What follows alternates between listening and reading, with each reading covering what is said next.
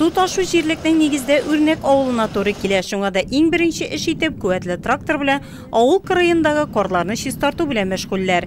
Бызланып коткан калын кар катламы эресә, кырдан агып төшкән су ташкынының шәхси хуҗалыкларга, терлекләргә нинди зыян салачагын күз аллау кыен түгел. Шуңа да халыкның борчылуы урынлы. Базарга су төшә. Ташулар бик куәтле булган вакытлар күп булды. Инде хәзер хайырлы җыллар килсә инде.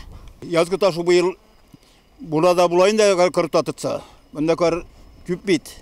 Arttan indi bizim işgallarına sular bek köp çayında yazgın ile bana arttaki yıllar yazrak aşılsa avlarga su düşmesi indiğini kadar avlu işlerine yazgı taşı bek kişide bulabilir. Çirmişen yılgasından taşıp çıkan su үрнәк авылын yılның yılı bölüp kuya. Тирә-якка җәелеп, киекле авылы белән тоташтырып торучы күперне дә басып китә. Шуңа да җирлек башлыгы аеруча куркыныч тудырган зоналарда кардан чистарттыру эшләрен алып бара. Авыл җирлегендә язгы ташуга әзерлек бер 10 көн элек башланды инде ул. Су басу куркынычы булган урамнарның кешеләр исәбе алынды, аларның малларын кадәр урнаштырырга каралды.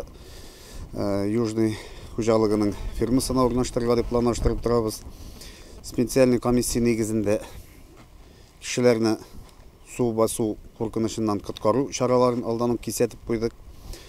Менә үрнәк авылында безнең кыр сулары бик күп. Төшү кар быел сулы һәм күп булу сәбәпле техника белән су юлларын ачу өчен менә хутлар ясадык бүген. Шул эшләрне планлаштырган идек. Булай тулайым авыл җирлеге буенча язгы ташуга без әзер. Рәфис Ганиев белдергәнчә, җирлектәге 27 хуҗалыкка су басу куркынычы яный.